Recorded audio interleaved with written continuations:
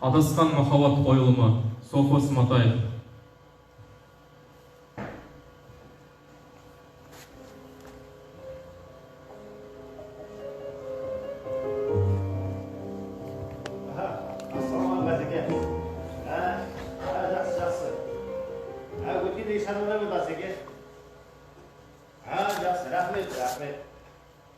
Бұл жақсылық қалай өтесем екен, Асеке? Ай, Асеке.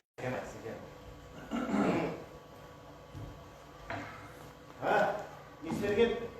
Кел. Бүгінгі пресс-конференцияның аса маңызды екенін білесің бе? Білем, Қайран Ахатович. Мына министрдің өзі көп мән беріп отыр. Әлгінде Астанадан звондап, бүгінгі пресс-конференцияға ұсақ түйекпен барып, ұят қалып жүрмейік деді. Түсінікті, Қайран Ахатович. Мынау Ивановтың ісі. Қай Иван? Әлгі Сашка Косой ма? Дәл өзі. Осымен үшін жүріп салды. Ай, бұлар қоймайды. Бұл наркомания деген ер. Ол әлі емі табылмаған кесел. Тағым. Мына екі азамат асқазаннан 200 грамм опиум алынған. Біреуі ауруханада әлі үстінде. Екіншісі ішінде салафан жанып қалған. Есберген. Бұлар өлуге бар, ал өкінуге жоқ. Тағым бар. Ал мына жігіт шудан есет әкеле жатқанда вокзалда қолға түсіп қалды. Жасы 22-де. Ұлты қазақ. Қазақ деймісің? Жабызасы болмап, осыған жетпейді. Енді наркомания біздің өзіміздің арамызды шыға бастады. Есберген. Ана пресс-секретар қайт. Пресс-конференцияға мына Алматыдағы бүткіл телевидениені тілшілер түгел қатыстырсын. Осында Ресейдің ортысынан да адамдар қатысты. Осыған жақса дайында. Мына пресс-конференция салып, телевидениенің алдына шығар, бүткіл ел жұрттың алдында масқарасы шығар. Қайран Ахатович, осының есі дұрыс емес ау. Әлді-бәлді осыға шашырап қайтесіз. Сенімдік. Өз жұртына қастан жасау жиіндет. Ал кел бар, шақыр. Жас Қайран.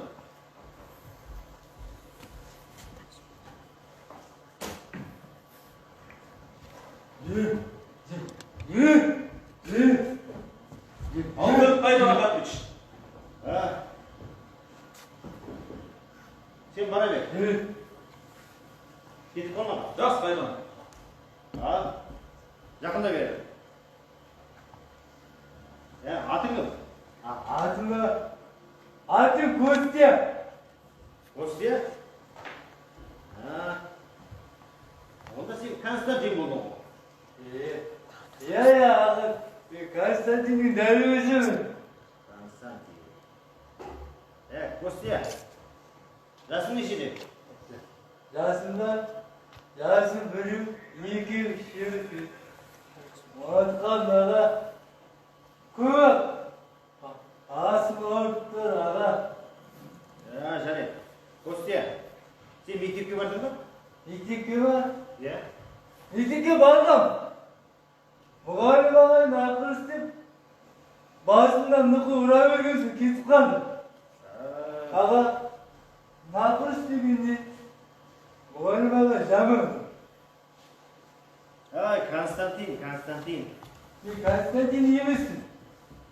Мен Сергеймін. Серега Константиновичпін. Жарайды. Сергей қолау. Сережа, сен қайда тұрасың? Мен ба? Мен Алматыда тұрамын. Ағайсы қызық екенсің. Мені қайда тұратынды елдің бәрі біледі. Апам біледі. Костя біледі. Костя деген? Костя деген ол менің досым. Апам біледі.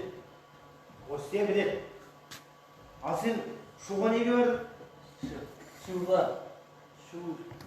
Шудан басым ауырады, аға. Басым ауырады. Шу. Костя, Тегей, көп қыдырма. Аға ұрыспаңызшы. Сіз ұрысқан сайын мен қорқам. Қорқам, аға. Жарайды. Ал мына бетонда не бар? Бидонда сыраға барғанмын ғой, аға. Пиво әкелгем. Пивоны бидонға құйған кезде сап-сары көңіл қандай. Сен сыра ішесің бе? Мен сыра ішпеймін. Сыра ішсем, арақ ішсем, апам ұрсады. Апам арақ коньяк бермейді. Тек шай береді, шай, қана шай. Аға неге шай береді? Тек шай ішемін де? Оны апамнан сұрап келерміз.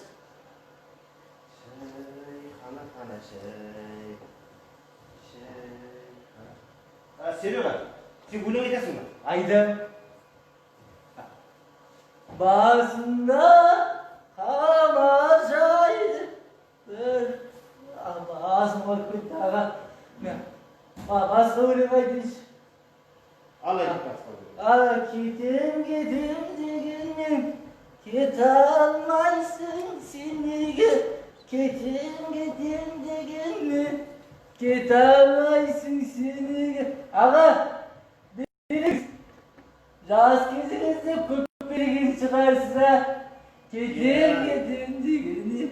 жас кезімізде бәрімізді биледік қой. Кете алмайсың сен неге?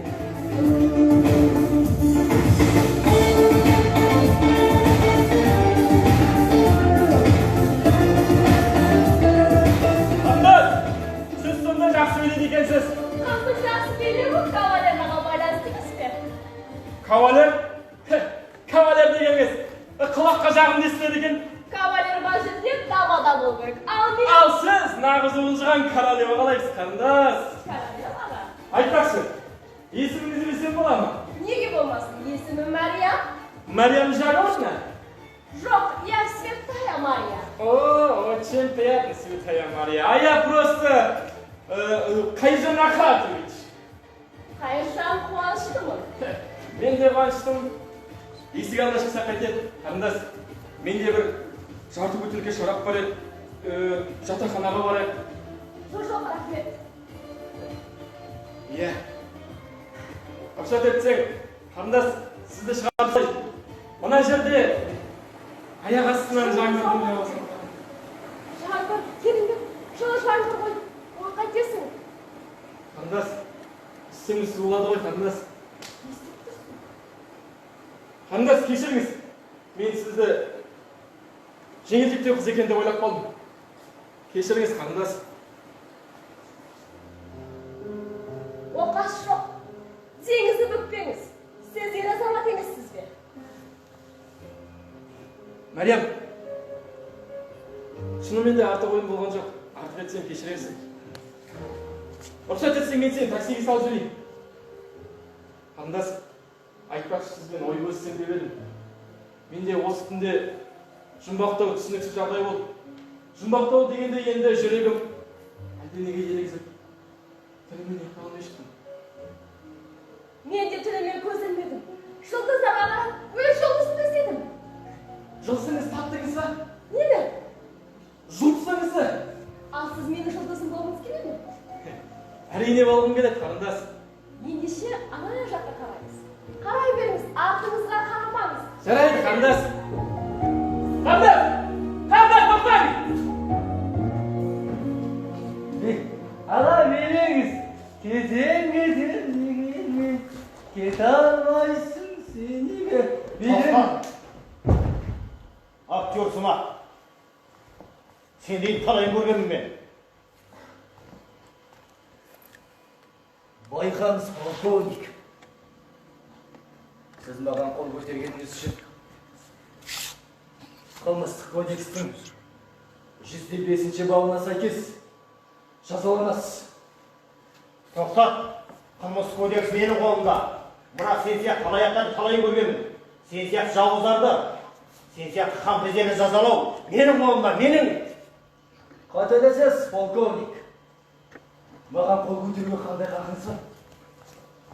Қылмыстық кодекс. Мына сізге қару болғанмен, маған қалқан. Адвокатым қайда?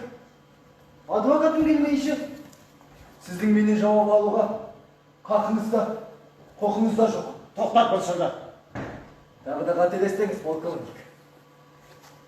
Мен егемен елдің еркін азаматым. Менің не жазықты, не жазықсыз екенімді тек қана сот шешеді. Көке, оған дейін мен жай ғана ұсталушы ғана. Түсінікті ме, полковник? Елсе осылай сайрай бастады ба?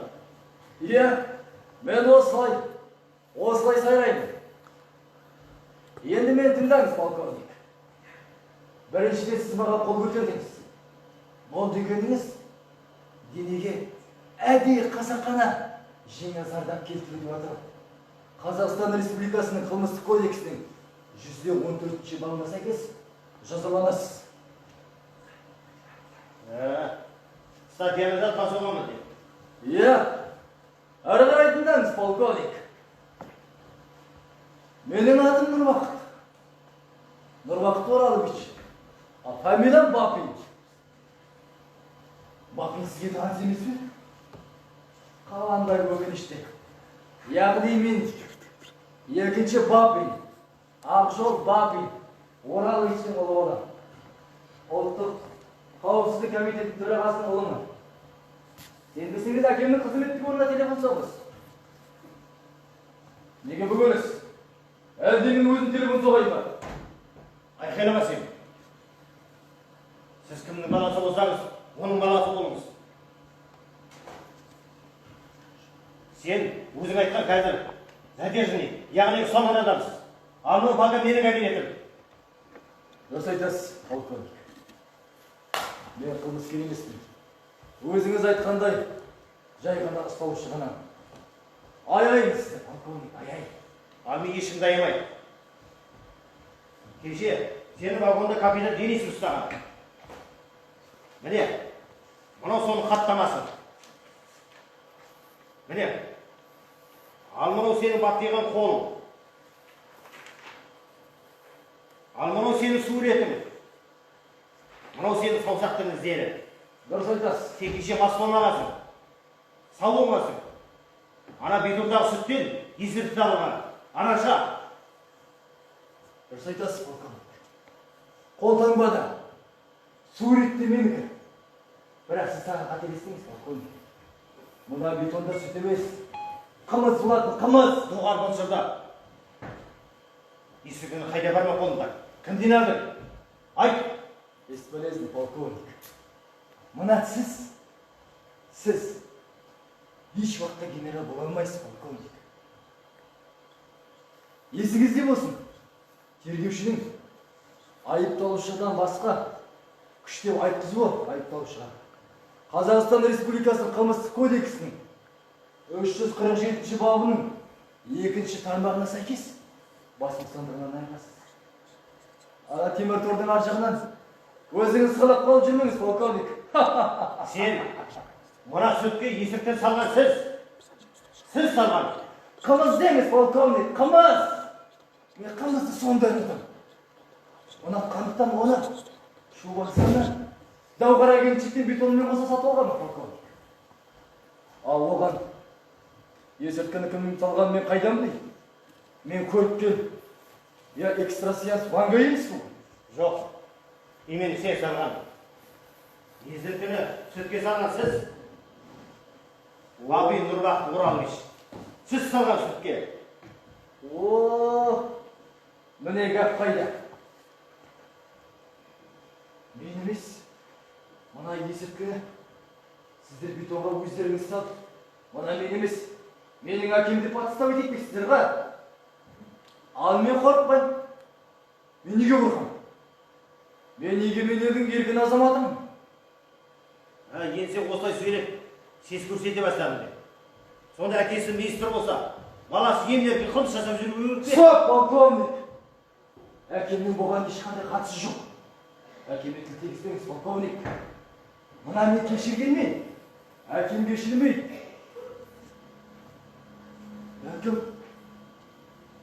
Бәлкім сіз бұл істі шала-шала бастарсыз полковник.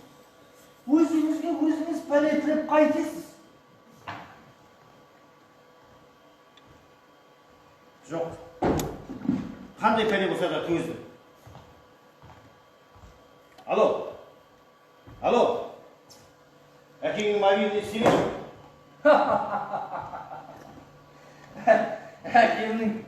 Әкемнің мобильный жасамаса, бәлкім президенттен кездесіп отырған шығар. Бәлкім үлкен бір мәжіліс өтіп жатқан шығар. Әкемсіз телефон соғады деп, екі қолын қусырып қарап отырмайды.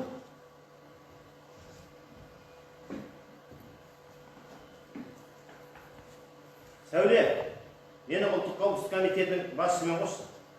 Әрине Астана. Балақай, мұны ағам сен менсінбейтін полковник дәрежесінде бекерден бекер жеткен жоқ. Мұна сен сияқты небір алаяқтармен, бандиттермен, небір анаршист, наркомандармен айқасып алыс үзіп жеткен.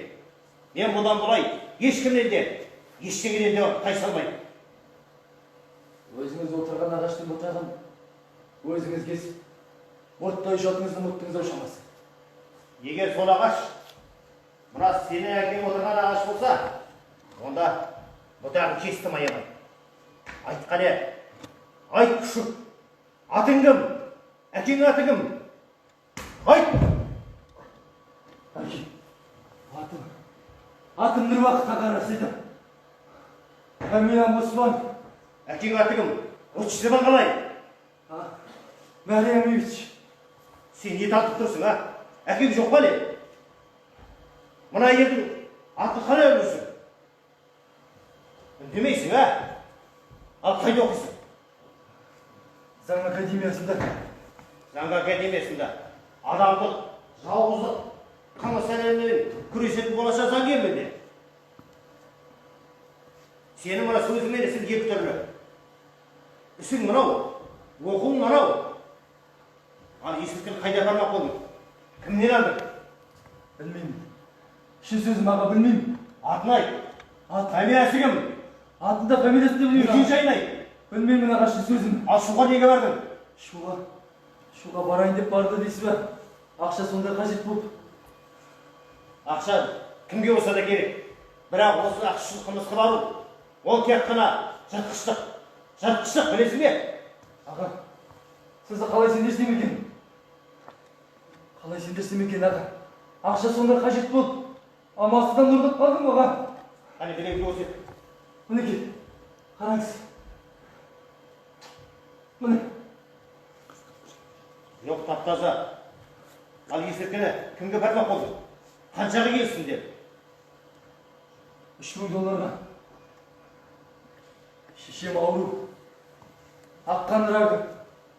Қанша өмір сүрелі белгісіз. Аға, мені бір-ақ күнге босаттыңызшы. Кез келген қылмыскер, шешем ауру едекіңде босатпай бердің. Біз ақымақ демесің? Мұна сен сияқты ұлтына қауіп төндіретін мәңгүрттерді подлецсің. Сен подлецсің. Бүгін сені пресс-конференцияға салып, бүткіл телевидениеде көрсетіп, қарабет қылам. Сәуле, мұна Нұрбақыт Осман Мәриямович. Жоқ, Мейрамович емес. Заң академиясында оқи ма? Соны анықта. Егер оқитын болса, тез арада декан пресс-конференцияға шақыр. Сапар сенбісің? Осы қаладағы бұздардың бүткіл проректорымен кездесу.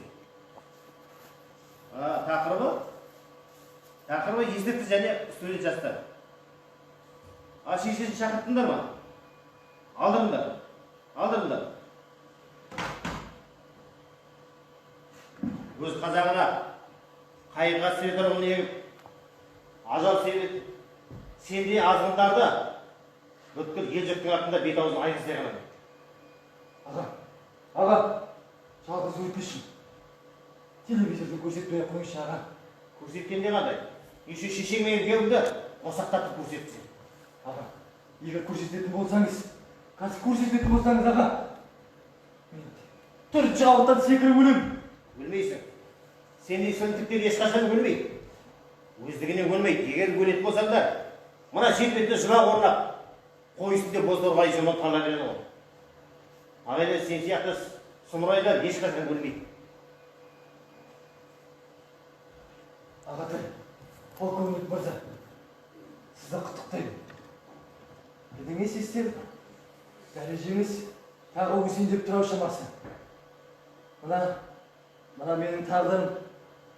Сіздің бір ауыз ғана сөзіңіз шешеді, аға. Шешем ауру.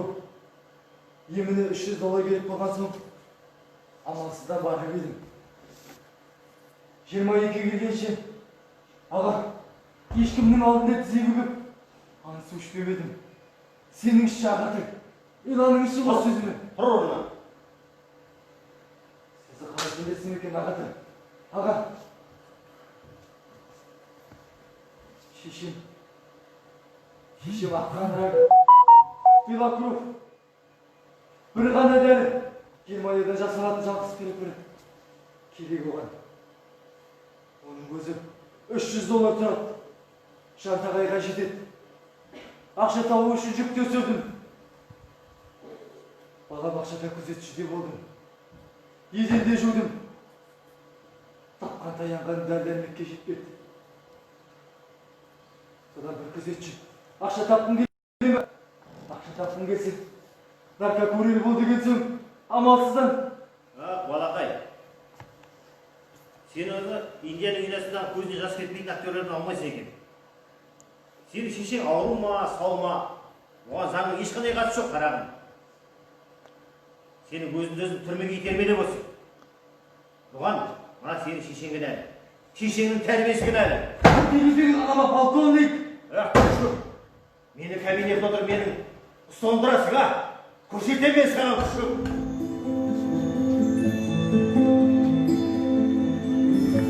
Мәриям, қалай істесек қалай болады? Маған қарағанда бәрін артында білесің. Биыл оқуға сентесің. Содан соң мен де артынан ілесемін. Жоқ, биыл сентесің. Мен асықпай қоймайын. Қарыш білесің бе, мен сенің юрист болғаныңды көрсем, менің азыққа бақытты жанымыз. Мәриям, біз қазірде бақытты жандармыз, Мәриям. Мен сені ғұмыр бойы бақытты ету үшін бәріне де дайынмын, Мәриям. Мен де сондай бақыттымын. Қарыш, мен сенімен әріптесіп бірге болсам деп тілеймін. Тіпті кей армандарға еріп, көз алдыма ұл-қыздарымыз елестетіп. Елестетпе, армандама, Мәриям. Ол күнге де жетеміз, Мәриям. Ол күнге де жетеміз. Естимісіңдер, қуаныштан алып ұшқан жүрегімнің дүрсілін. Ол жүрек тек қана Мәриям деп қана соғады. О, құдіретті көк аспан, қасиетті қара жер. Асып тасты деме, біз естен адасқан жандармыз. Біз махаббатқа мас болған, жыбы жарысқан жас жұбайлармыз. Біздің осы қуанышымызды көп көрме, қасиетті көк тәңір. Көп көрме осы қуанышымызды. Нұрбақыт, балам, құлыным, Анашым, аман мısın? Seni ешкім ұрмады ма? Қаның ашып қалған жоқ па, балам? анашым, неге келдіңіз? Ауырып қаласыз ғой. Құлыным. Қайыржан? Иә. Қайыржан Ахатович. Танымайсың, а? Танымай қалдың. Мәриям? Мәриям сенбісің? Мынау, Нұрбақыт па? Құдайдан жасырмағанда, адамнан қайдан жасырайын? Мынау сенің алдында тұрған әкем. Ал, мынау Нұрбақыт Қайыржанұлы. Осындай жағдайда кездескен екенбіз.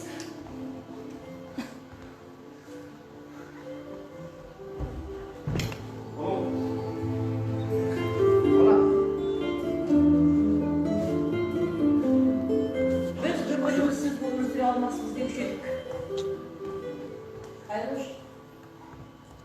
мен Мен сені бір сәтте ұмытқан емеспін. Ылғи да сені тосумен болдым. Телефонымды жастығымның астынан жасырып жатушы ем. Көзімнен аққан жасым, жастығымды сулаған күндері қанша. Қайғыш, бірақ сен келмедің. Мен саған қалай барайын, Мәриям? Мен баруға бетім болмады ғой. Сен маған адалдық пен тазалықтың үлгісі бола білдің. Сен мені кешірмейді деп ойладың. Мен сені қашан келсең де кешірер едім ғой, Қайғыш. Мен сені күтумен болдым.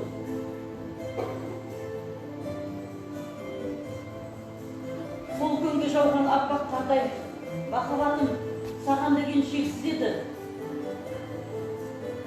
Мен сені ылғи күттім. Қайғыш. Махаббаттан айырылған сен емес, мен екенмін. Мына сендерден ажырасқан мен бейбақ екенмін. Марияш, сен мені кешіргенмен, мен өзімді кешіре алмай екенмін. Бәріне мен өзім кінәлімін. Ұлым, кешірші мені. Бер жақындас, кешір.